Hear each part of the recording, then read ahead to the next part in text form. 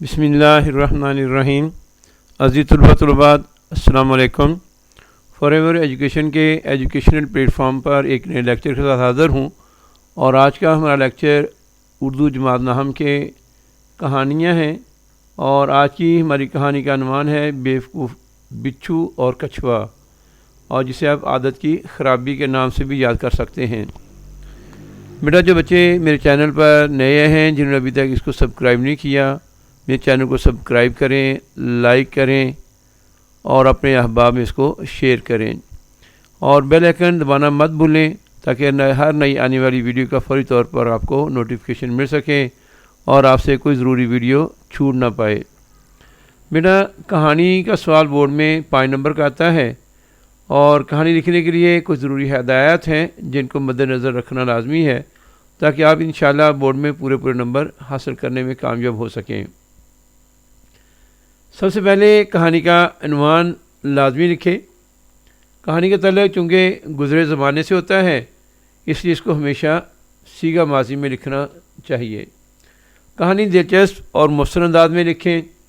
कहानी में सादा और रोज़मर्रा की ज़बान का इस्तेमाल करें। कहानी असल में वाक़यात पर मुश्तमिल होती है, इसलिए इसमें वाक़यात को एक तरतीब से पेश करें कि दिलचस्पी का पहलू भी बरकरार रहे और बात भी तरीके से हो जाए। कहानी की आगे की बात पीछे और पीछे की बात आगे जाकर बयान ना की जाए, हर बात इसके मौजू मौके पर हो। कहानी में आगाज़, नुक्ता अरूज और इख्तिताम या नतीजे की तरतीब का ख़ास ख्याल रखना चाहिए। कहानी बहुत मुख्तसर भी ना हो और बहुत लंबी भी ना हो। कहानी के इख्तिताम पर इखलाकी सबक का अनुमान देकर लाजमी लिखें, क्योंकि इखलाकी सबक का कहानी में 1 नंबर होता है। कहानी बेटा 2 तरह की होती हैं, एक इखलाकी और दूसरी गैर इखलाकी। इखलाकी कहानी का मकसद बच्चों का अखलाक संवारना होता है और गैर इखलाकी कहानी का मकसद बच्चों में इखलाकी बगाड़ पैदा करना होता है। ज़हन में एक इखलाकी कहानी दर्ज की जा रही है। सबसे पहले जब हमने कहानी लिखनी शुरू करनी है तो 605 मार्कर से कहानी के अनवान आदत खराबी लिखेंगे। इसके बाद हम कहानी लिखनी शुरू कर देंगे। एक दफ़ा का जिक्र है, किसी जंगल के करीब एक दरिया था। इस दरिया किनारे एक बिच्छू और कछुआ रहा करते थे। इन दोनों में गहरी दोस्ती थी। सब देखने वाले इनकी इस दोस्ती पर हैरान थे, क्योंकि दोनों की तबीयत और मजाज एक दूसरे से बिल्कुल मुख्तलिफ था। लेकिन इन दोनों ने ये दोस्ती सिर्फ़ और सिर्फ मोहब्बत और खलूस की बुनियाद पर कायम कर रखी थी और किसी चीज़ को इस दोस्ती की राह में रुकावट नहीं बनने देते थे। वो दोनों जंगल में इकट्ठे घुमा करते थे, जहाँ जाते इकट्ठे जाते। दरिया में कछुआ अकेला जाया करता था।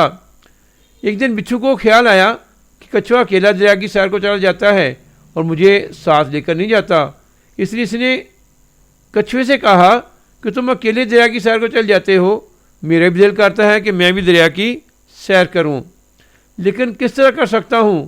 कछुए ने कहा, यह कौन सी मुश्किल बात है, तो मेरी पीठ पर सवार होना, मैं तुम्हें दरिया की सैर करवा दूंगा। बिच्छू बहुत खुश हुआ और कछुए की पीठ पर बैठ गया। जब वो दरिया में कुछ आगे गए तो कछुए को खट खट की आवाज़ सुनाई दी। उसने बिच्छू से पूछा, ये आवाज़ कैसी है? बिच्छू ने जवाब दिया कि ये मैं हूँ, तुम्हारी पीठ पर डंग मार रहा हूँ। क्या करूँ, ये मेरी आदत है, लेकिन तुम फिक्र ना करो, तुम्हारी जिल्द बहुत मोटी है, तुम्हें कुछ नहीं होगा।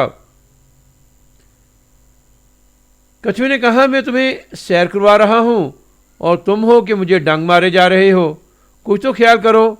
लेकिन बिच्छू पर कोई असर ना हुआ और वो मुसलसल डंग मारता रहा। कछुए को इस बात पर बहुत गुस्सा आया। इसने बिच्छू को सज़ा देने का फैसला किया।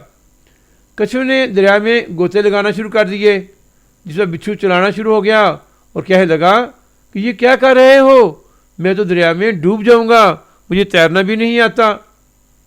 कछुआ बोला, गोते लगाना मेरी आदत है, मैं इसके बगैर नहीं रह सकता। कछुए के बार बार गोते लगाने से बिच्छू दरिया में बह गया। यूँ कछुए ने बिच्छू को इसके किए की सज़ा दे दी। इखलाकी सबक, बुरे काम का बुरा अंजाम। बेटा, जो मेरे चैनल पर नए हैं, मेरे चैनल को सब्सक्राइब करें, लाइक करें, अपने दोस्त अहबाब में ज़्यादा से ज़्यादा शेयर करें ताकि तलबात इससे مستفید ہو سکیں۔ ایک نئے لیکچر کے ساتھ جلد حاضر ہوں گا، تب تک